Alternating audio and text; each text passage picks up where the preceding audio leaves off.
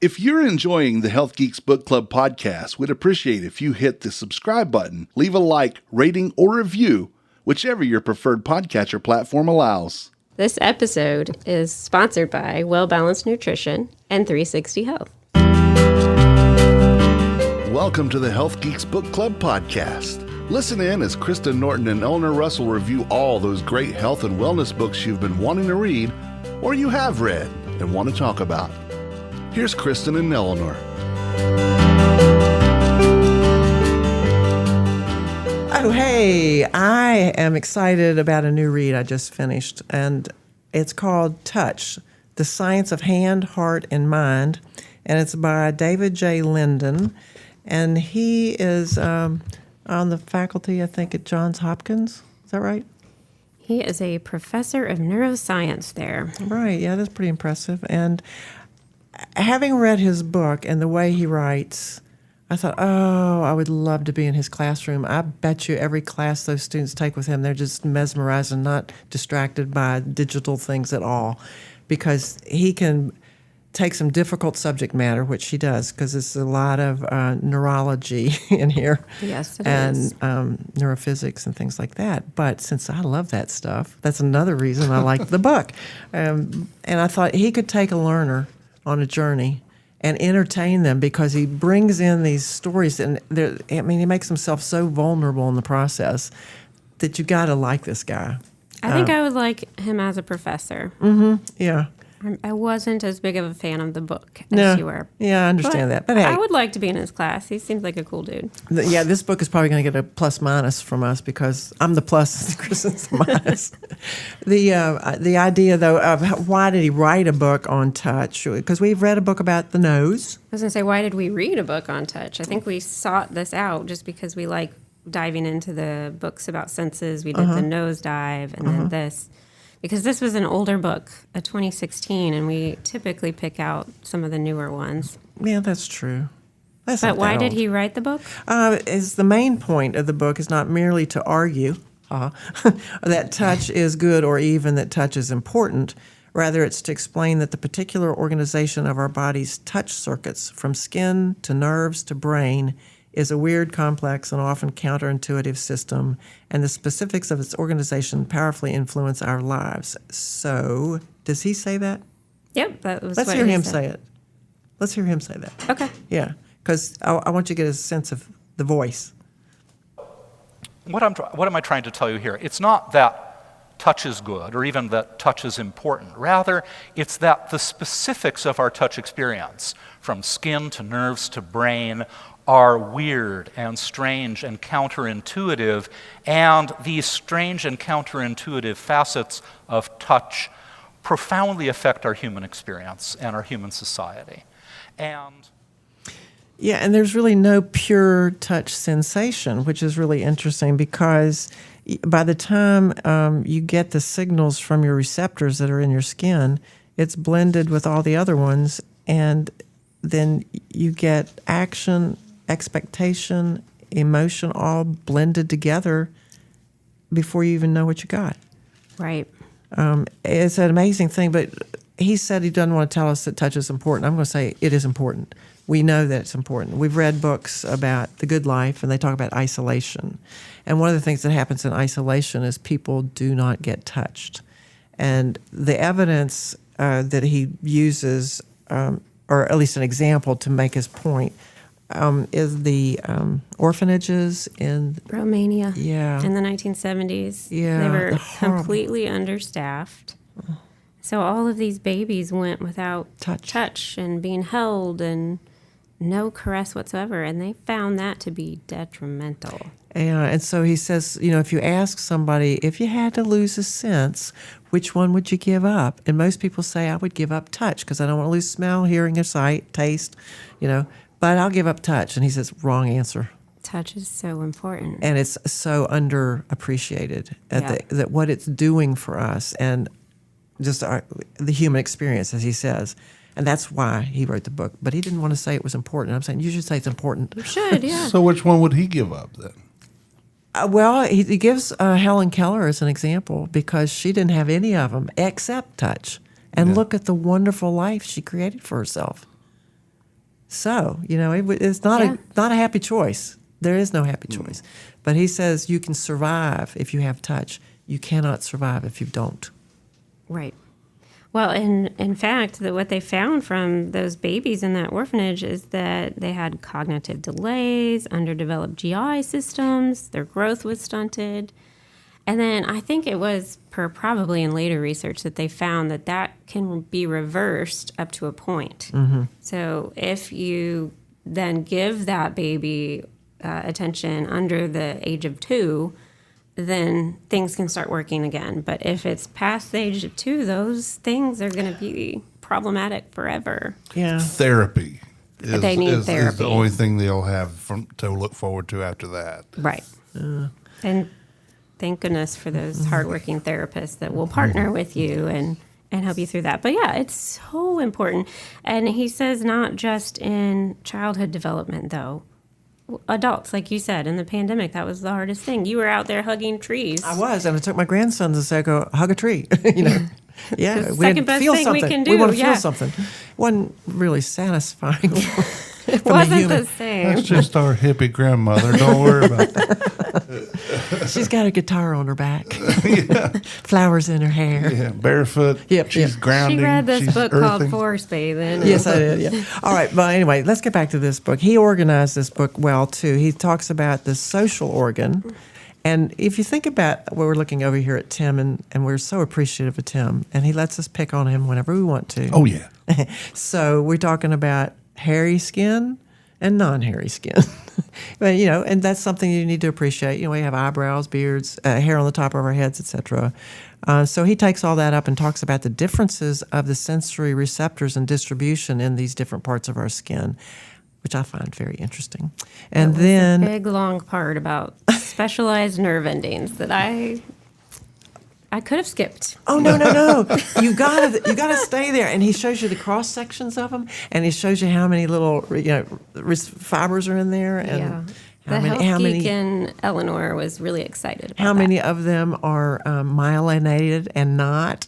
And I love that. What does that mean? They have a wrapper around them, and it speeds the conduction.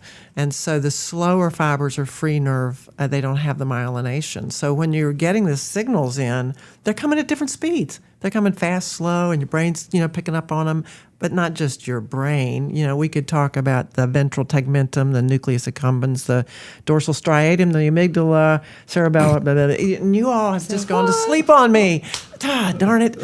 But when the author gets... Not that. That's not what I was looking for. That's what... The crickets. Okay, thank you.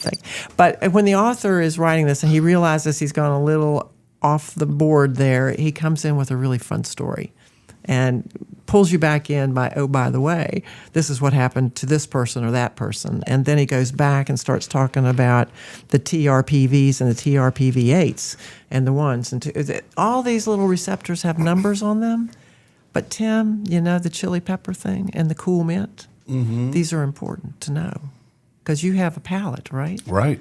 And you like to eat. I do. So you want those free nerve fibers and the myelinated ones working properly. So you can get those signals in and say, I am happy. Yeah. Food is my happy place, or one of them.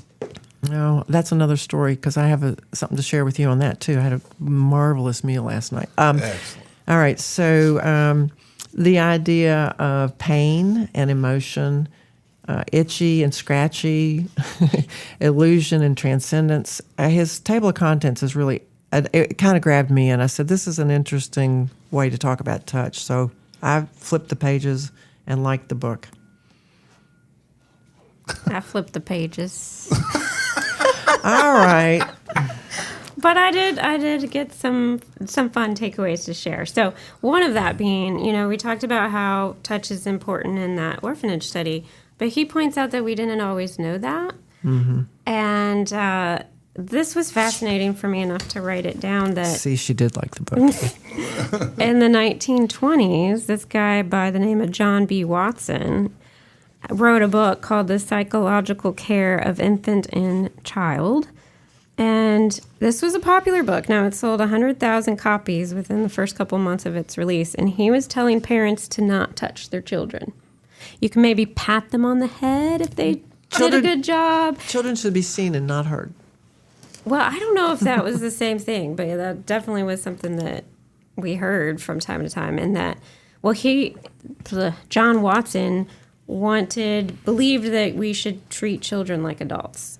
And so if you coddled them or gave them too much attention and affection, that was bad, because providing too much of that conditions them in a society that doesn't overly comfort children as they become young adults. So everybody that grew up in the 20s, or many of them perhaps, had parents who just barely gave them a pat on the head, or what was it? Maybe a handshake at the end of the day if they did a good job.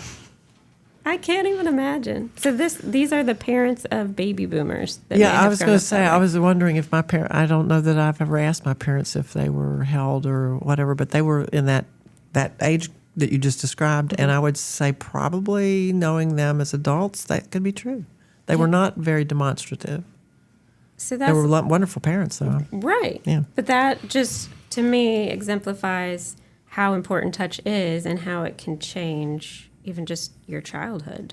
But anyway, yeah, that's one thing I found cool in here. Well, there's some more cool things. Can I share another one? Sure. Fingerprinting. We have different skin on our fingertips, right? And they're identifiable. And that's a whole cool story about how that happened. But as I've said in this book and the way this guy writes, he talks about, as a symbol, fingerprints have a deep emotional and spiritual resonance, which I'm not sure I've ever appreciated. There's something fascinating about them. Yep. They're an external mark of human individuality written in an obscure artistic code. Isn't that nice? I like that. He says fetal fingerprints begin to form at about age 26 weeks and have already achieved their adult shape at birth. In the tradition of the Dena'ina people, also known as the Navajo, the spirit winds, a kind of life force, are said to emanate from the fingerprints. This is where I get really excited. There are whorls here at the tips of our fingers. It is the same on the toes of our feet, and the winds exist on us here where soft spots are, where there are spirals. These winds sticking out of the whorls at the tips of our toes hold us to the earth. Those at our fingertips hold us to the sky. Because of these, we do not fall when we move about. Now, that's pretty. Sweet. Yeah. Fingerprints, nice. Y'all. Appreciate them. Don't file them off. Don't file them off. Well, there was a whole lot of a study about epidermal ridges, that's another word for those, and how they have come into play in our society as far as this individuality. And you did the crime. The fingerprint fits. Mm-hmm.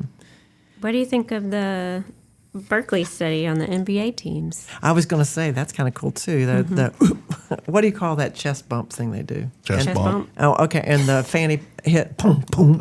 Butt tap. Pat, yeah, butt pat. Okay. See, I'm not great at sports. Go. So researchers wanted to know if those kind of celebratory touches made a difference. And they came up with an index, so to speak, of each team in the NBA during the first half of the season, and asked, will that be able to predict what will happen in the rest of the season? What do you think? I think it does. So they found teams that engage in more celebratory touch win more games and play in a more cooperative fashion. So, they're going to pass the ball and you're a team. If you're all just there to collect a paycheck, just like any job, it's not going to be as productive as a team. That is what usually the lowest ranked in the season is usually the ones who are not cohesive, and they're not cohesive because they don't work well together, because they haven't gelled together, because they haven't touched each other, because they haven't touched each other, and that's the touch point. Is social glue. It is. Yeah. Yes. It is. Yeah. Even down to just high fiving. If you are celebrating together and being together, that is going to rub off, and you're going to have better teams. Yeah, I used to go to burn boot camp, and one of my favorite things is they always encourage you to high five each other. And then we read the book High Five Habit. And I was going to say, you know, when you do high five somebody, it does lift you up, doesn't it? It does. Just that small gesture, and it's a little different than a handshake, but handshakes can be nice too. Bring it in. Hey, All yeah, right. hey, oh, we just high fived. Oh, yeah. Whoop. Woo! Go team. Yeah, so we shouldn't ignore that, and that hesitation to touch each other has gotten to be something. You know, in classrooms, teachers have been told not to touch students, and so the idea of interpretation of touch as something that we're paying a little more attention to, and maybe too much attention to, because then we're not touching each other as much as we should, or that would be helpful. Yeah, missed opportunities. But then in here, he does talk about, he has a chapter on sexual touch, and I will say he opens it up with, hey, readers out there, go get the book because you'll just die laughing. I'm not going to tell you. You know where you can get the book? Where? On the healthgeekspodcast.com website. Go to the bookstore on the header, and you can find this book and all the other books that we've talked about right there, and you can buy them from there. It takes you to an Amazon affiliate link, yes, but we get a little portion of that, and that helps us to continue to bring this podcast to you. We appreciate it so much. We do. Somewhere in this book, he talks about tickling, and that's something I think a lot of us have experienced. I was very, very ticklish as a child, and my older brother could nail me to the floor and tickle me. I mean, I would just laugh my head off. Anybody else here ticklish? Certain places, yes. Mm-hmm. Still? Yes. Yeah. But do you know you can't tickle yourself? No. Yes, you can. Some people can. Most Most people can't tickle Yeah. themselves effectively. I mean, I can't tickle myself up here, but my feet, I'm still. Your feet are highly sensitive. Yeah. Well, we are hardwired to pay attention to the information and the sensations we get from the outside world, and hardwired to ignore that comes from our own motion. And that's why he says we can't tickle ourselves, because we're just hardwired that way. If it's coming from within, it's not the same as if someone else is tickling us. Yeah. So the tickle, I mean, if I'm getting this correct, is part of a charge from the other side. Part of that. The it's the tickle. sense receptors Yeah. and then pressure and all that kind of stuff, and that blended sensation. But now, interestingly, some people with cerebellar damage can tickle themselves effectively, as can some schizophrenics who may also have cerebellar dysfunction. It may be that in both of these conditions, the cerebellar circuits are malfunctioning.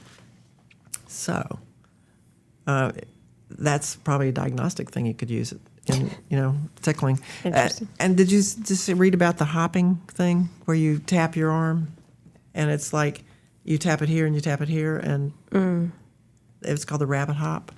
I remember that vaguely. Remember the picture. Oh, do you? Okay, well, then we won't talk anymore about that. How about itch? Because that's the last thing I probably would bring up. Itch is a fascinating issue.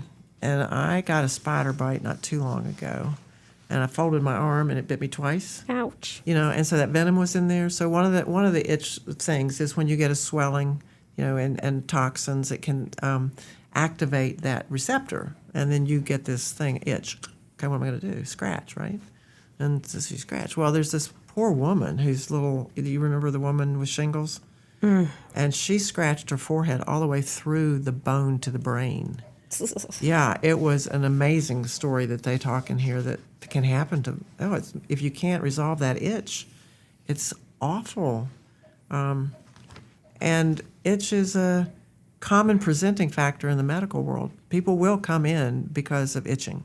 It's awful. Yeah, poison ivy. My cousin had issues in pregnancy where she was itching, and then I knew another gal who was going through chemotherapy and just suffered with intense itching. Yeah.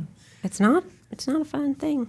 So if you have questions about sensory perception and what you're feeling, because don't we, even our language reflects this importance of touch. We say, how are you feeling?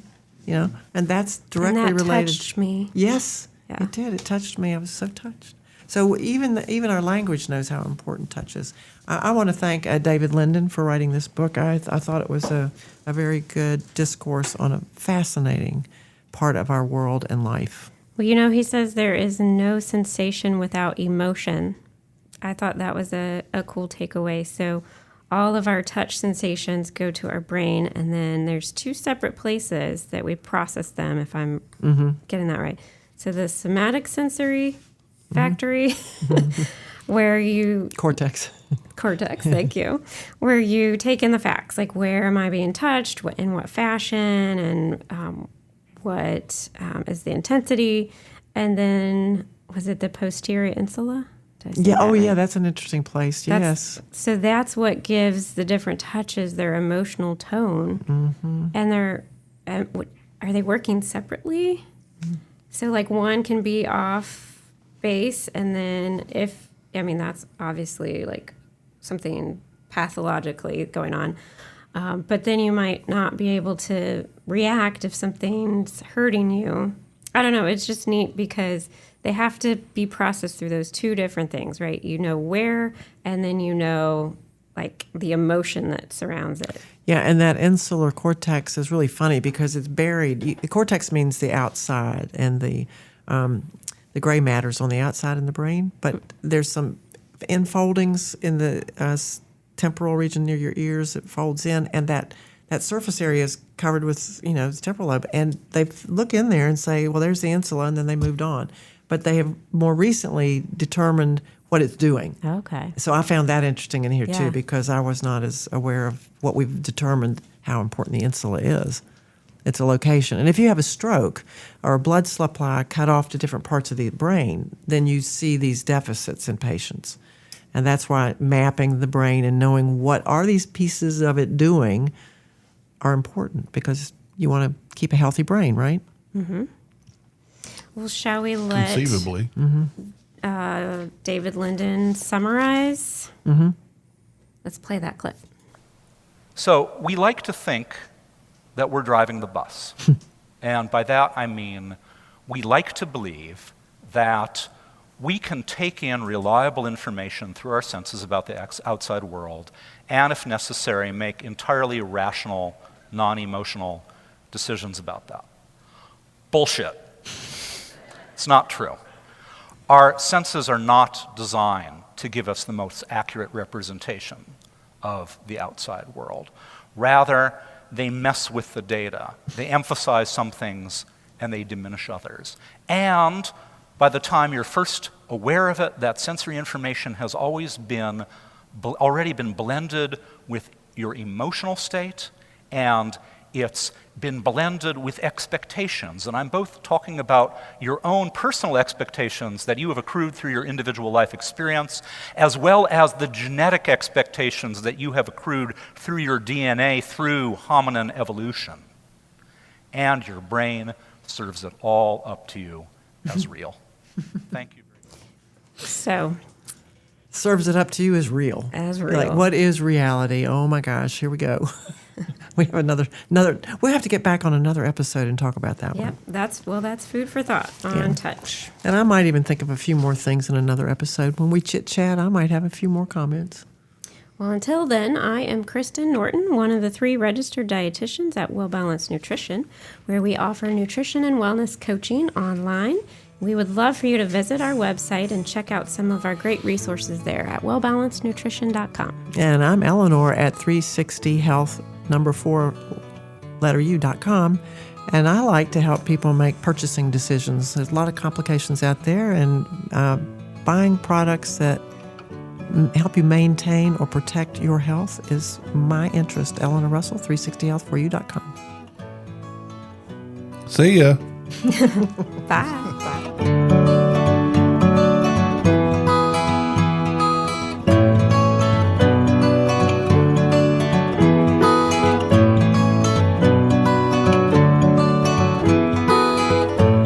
The views and opinions stated in this podcast are solely those of the contributors and are not necessarily those of our distributors or hosting company.